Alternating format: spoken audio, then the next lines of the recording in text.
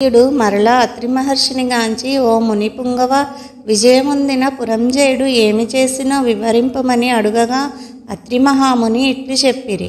కుంభసంభవ, పురంజయుడు కార్తీక వ్రతాచారణ ప్రభావము వలన అసమాన బలోపేతుడై అగ్నిశేషము శత్రుశేషము ఉండకూడదని తెలిసి తన శత్రురాజులనందరినీ ఓడించి నిరాటంకముగా తన రాజ్యమును ఏలుచుండెను.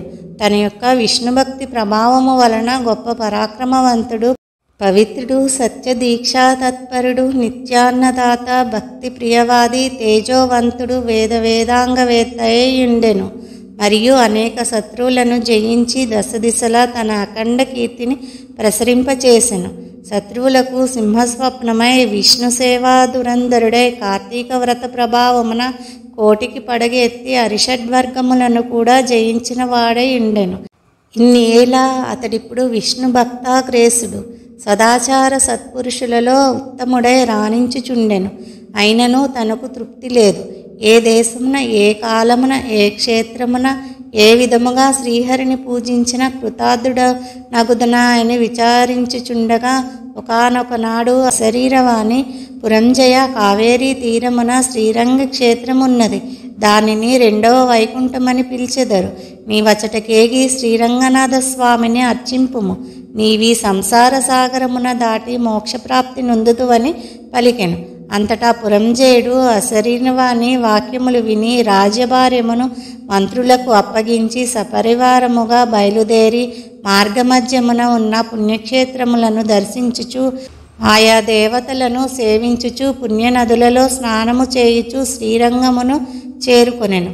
అక్కడ కావేరీ నది రెండు పాయలై ప్రవహించుచుండగా మధ్యనున్న శ్రీరంగనాథ ఆలయమున శేషశయ్యపై పవలించి ఉన్న శ్రీరంగనాథుని గాంచి పరవశముంది చేతులు జోడించి, దామోదర, గోవింద, గోపాల, హరే కృష్ణ, వాసుదేవ, అనంత, అచ్యుత, ముకుంద, పురాణ పురుష, హృషికేశ, ద్రౌపదీ మాన సంరక్షక, దీనజన భక్త పోష, ప్రహ్లాద వరద, గరుడధ్వజ, కరివరద, పాహిమాం పాహిమాం, రక్షమాం రక్షమాం, దాసోహం పరమాత్మ దాసోహం అని విష్ణు స్తోత్రమును పఠించి కార్తీక మాసమంతయు శ్రీరంగమునందే గడిపి తదుపరి సపరివారముగా అయోధ్యకు బయలుదేరెను.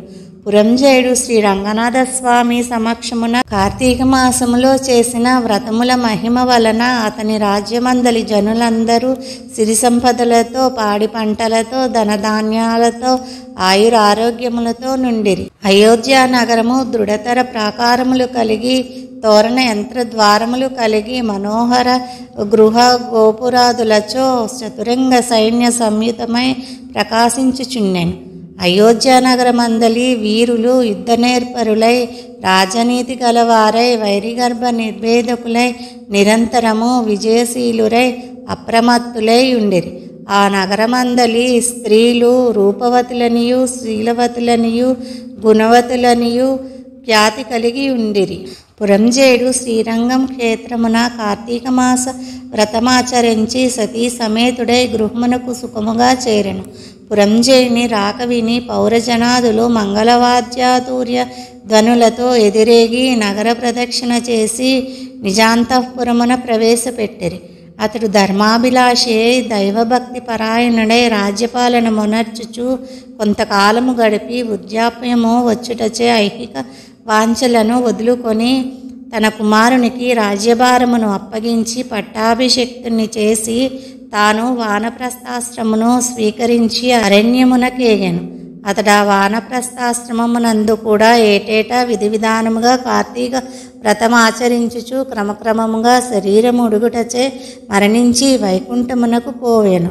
కావున ఓ అగస్త్య, కార్తీక వ్రతము అత్యంత ఫలప్రదమైన మహత్యము గలది. దానిని ప్రతివారును ఆచరించవలెను.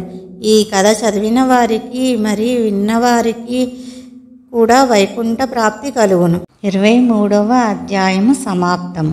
ఓం నమః శివాయ, ఓం నమః శివాయ అని కామెంట్ చేయండి.